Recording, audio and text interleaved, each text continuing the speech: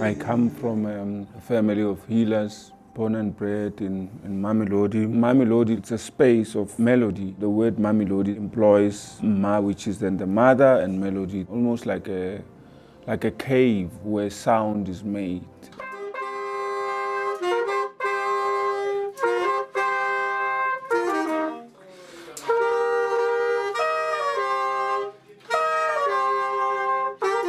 I've always been surrounded by beautiful melodies, beautiful music. Music, the sonics have got to be understood as the ultimate order of life, because the universe itself is organized sonically. Everything is held together by music, by sound, by the sonics. Everything that we do is music. From our heartbeat to how we move, how we talk, it's all rhythmic. Particularly as African people, our contact with sound, with rhythm, comes from when we are still young and baspepile, at the back, then there's a heartbeat. And that is no wonder that African people are the most rhythmic people in the world.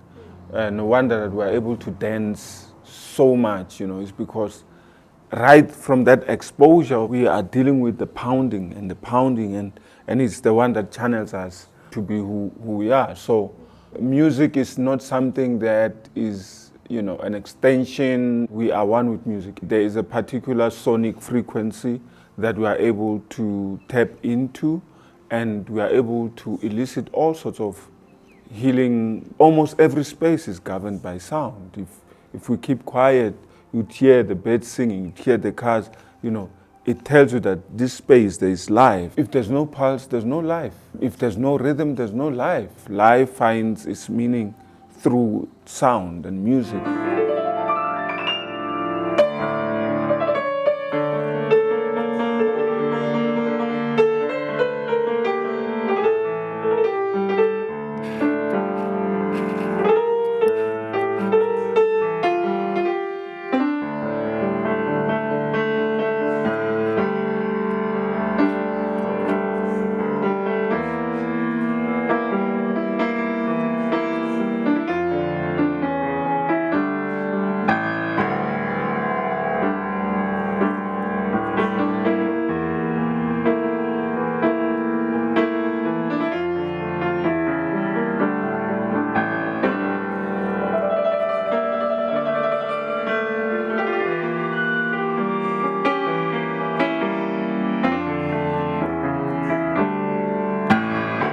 Jazz, the space, is very lively, is very vibrant with sound. My own musical background is shaped by Ngoma, Malopo, Manchomani. The spiritual foundation starts then. So before I'm even aware of music in the most organized form, I'm dealing already with the sound of the drum. Just the groove.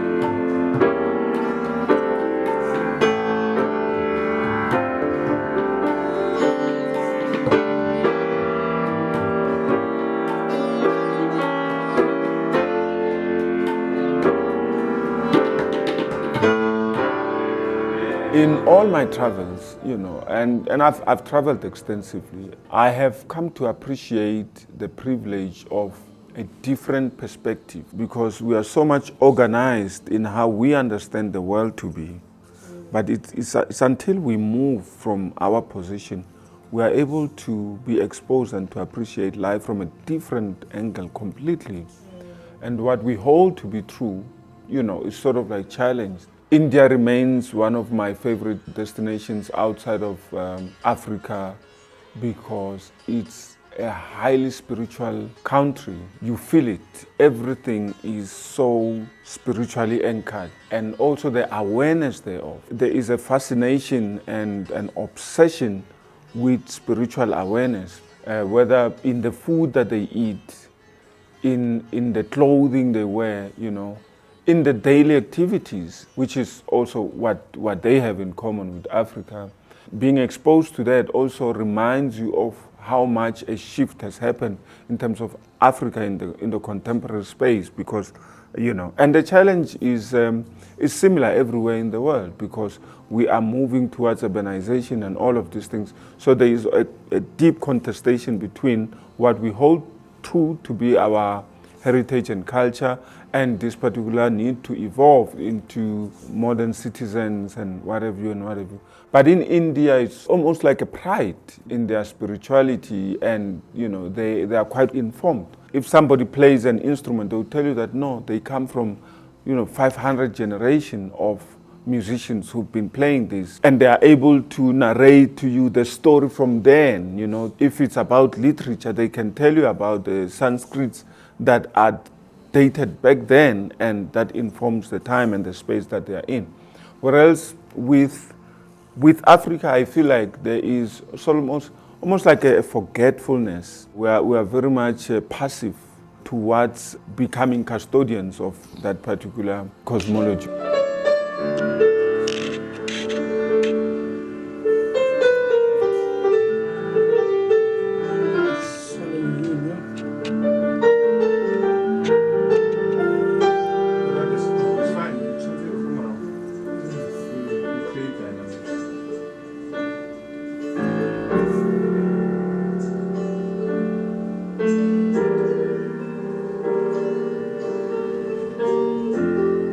Dynamic.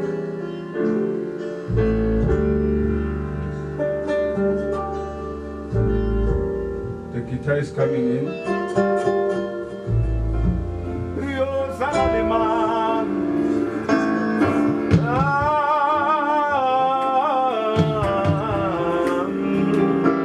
Ngoma za Mapungubwe, symphonies of Mapungubwe. It's like a melting pot of cultures. I mean, you have a lot of people from Nigeria, people from Togo, people from Congo, people from South Africa, and it speaks about their influences, their spirituality. It's a ritualistic process of giving birth. The people, some of the people there on the bandstand are demanding direction, but every time they're taken into a space where also it demands for them to let go. So it's scary to let go, because if you've worked all your life to master something so well, and you come into a space where everything that you've known so well, you have to suspend. The feminine presence in that space completely held us together, and which is what I told you as you were coming, to say that, your presence made so much sense in that, because every masculine energy that we had at that particular space was almost like fragile to a point of breaking, So I can tell you now that everything was sealed together by the feminine energy which was there. All of us, we had to trust, to be held by this energy. We had to seize our own, because as males, you have to have level of controls and all of this. So we have to give up all of those and allow ourselves, like babies again, to be held in that particular process, go back into the womb, and like a child again, give ourselves over to this birthing.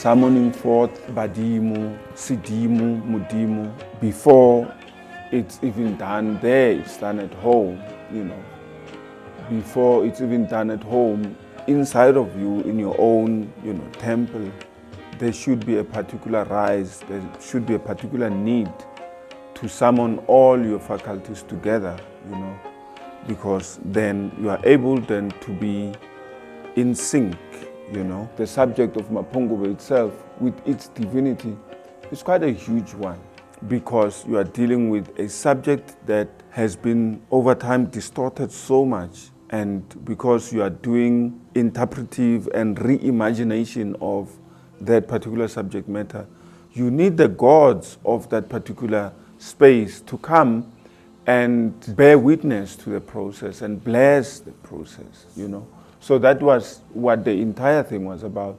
The entire ritual, the entire thing was about summoning the ancestors of Mapungubwe to come and be part of this process, because this process is about acknowledging them. This process is about them, you see, but also to make everyone else who's gonna be part of creating this to be aware, to say the work, the body of work is in service of that particular cosmology, so that also their orientation and understanding is very clear, so that you don't have a person whose mind and meditation is of a different understanding. That's why we were able to, all of us, immerse ourselves in the work the way we did.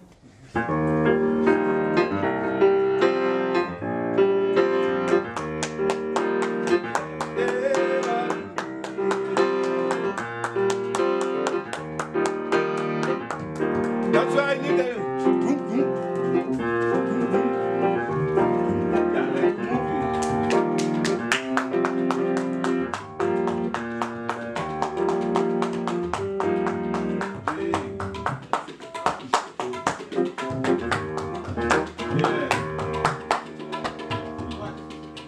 The Mapungubwe cosmology is based on an advanced class society. We had been advanced, highly advanced people as African people, time immemorial. There is evidence there that we had been ahead of our times, that there had been trade that existed in Africa, the things which were excavated there, the artifacts, you find then the golden rhino and so forth. It speaks to our connection with nature, how the animal world have been revered. So it shows you the depth of African thinking, the imagination, because you have a type of cosmology that suggests that we had been one with nature, one with our surroundings before that particular interruption, and that we were able to exercise divinity at its highest level. And if you compare that particular, period, and you look at what had been happening in the rest of the world, in Europe and so forth, world civilizations had not reached the type of zenith that it had at the time when, this evidence suggests that South Africa was far advanced. It's important that our children learn, because we go into schools where our children are taught that Africans could never amount to anything.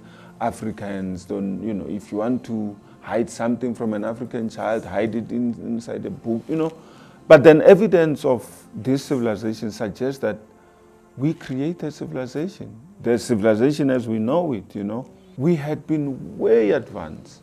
If the generations now, the generations to follow are able to appreciate that type of history about African people, then we can have a different opinion about ourselves, be it from our beauty, be it from our ability to innovate and so forth, then we can tell a different story.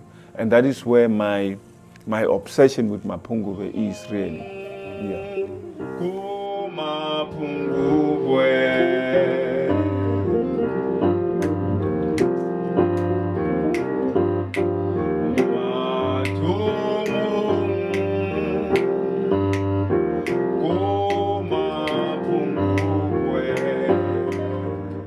My understanding of the concept of culture really is underpinned by this process of cultivating. I think there's a great relation between the process of cultivating and culture. If anything, in fact, our God consciousness is shaped by cultivation, That's where God is located. The people who created a God, were farmers. So without the land, you have a vacuum in terms of spirituality.